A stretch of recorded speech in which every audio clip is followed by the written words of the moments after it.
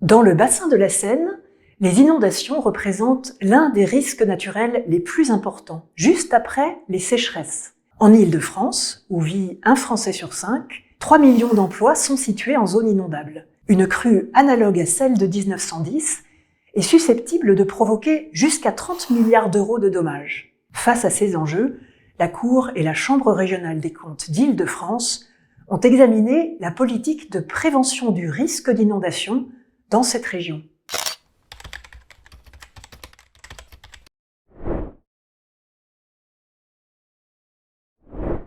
Premier constat, la connaissance des inondations par débordement est bonne. Des cartographies sont même à la disposition du public, par exemple sur le site Cartovis. L'État doit en revanche veiller à diffuser toutes les informations disponibles sur les autres types d'inondations, les inondations par remontée de nappe et par ruissellement.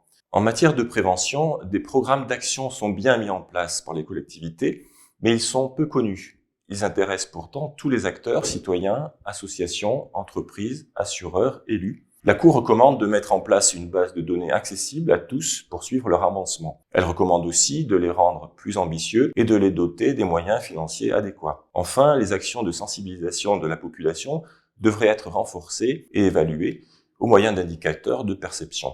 Deuxième constat, les actions de réduction du risque d'inondation sont encore limitées. L'agglomération parisienne est beaucoup moins protégée que d'autres métropoles internationales par des ouvrages de protection comme des digues.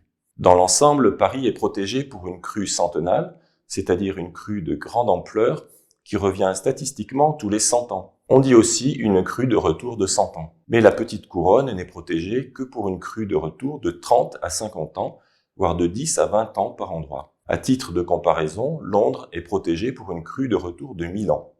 Des investissements majeurs sont donc à programmer, notamment par la métropole du Grand Paris. Pour réduire le risque d'inondation, il faut aussi préserver et restaurer des zones d'expansion des crues, qui permettent de ralentir les crues. Mais ce sont des opérations lentes et difficiles à réaliser, notamment parce qu'il faut le faire en concertation avec les agriculteurs. Enfin, il faut réduire la vulnérabilité. Cela consiste d'abord à réglementer le développement de l'urbanisation dans les zones à risque. Il y a pour cela des plans de prévention des risques, mais ils sont anciens et incomplets, et la densité de population n'a cessé d'augmenter en zone inondable. Les réseaux sont aussi très vulnérables.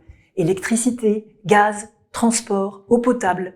Les inondations de 2016 et 2018 ont permis une certaine prise de conscience, mais le degré de préparation des différents opérateurs est très inégal et des investissements majeurs restent à réaliser. L'obligation légale de réaliser des plans communaux de sauvegarde n'est respectée que par 60% des communes en Île-de-France. L'obligation de les tester lors d'exercices tous les 5 ans est encore moins respectée. Enfin, pour piloter ce risque, il faut une solidarité entre l'amont et l'aval du fleuve.